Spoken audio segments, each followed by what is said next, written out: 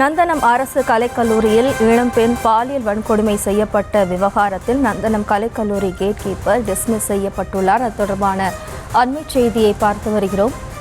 அந்த கல்லூரியின் gate keeper Murugan dismiss செய்யப்பட்டுள்ளார். அது தொடர்பான அண்மை செய்தியை பார்த்து வருகிறோம். கூடுதல் விவரங்களோடு இணைகிறார் நமது செய்தியாளர் முரளி. வணக்கம் முரளி, இது தொடர்பான கூடுதல் விவரம்.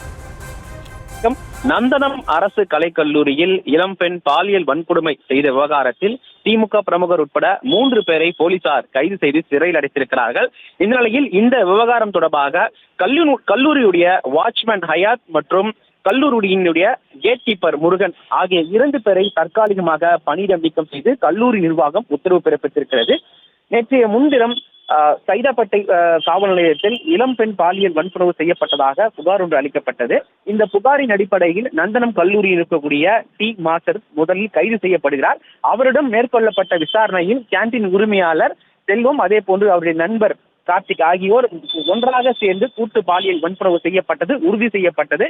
இதனை அடுத்து சைதாப்பேட்டை அனைத்து மகளிர் போலீசார் 3 பேரையும் பெண் வன்கொடுமை தடுப்பு சட்டத்தின் கீழ் கைது செய்து சிறையில் அடைத்திருக்கிறார்கள். இந்த நிலையில் இவர்கள் கல்லூரி இல்லாத நேரத்திலும் இது போன்று உள்ளே நுழைவதற்கு காரணமாக இருக்கக்கூடிய கல்லூரியுடைய வாட்ச்மேன், அதே போன்று கேட் கீப்பர் ஆகிய 2 பேரையும் கல்லூரி நிர்வாகம் தற்பொழுது தற்காலிக பணியிடம் நீக்கம் செய்து உத்தரவு பிறப்பித்திருக்கிறது.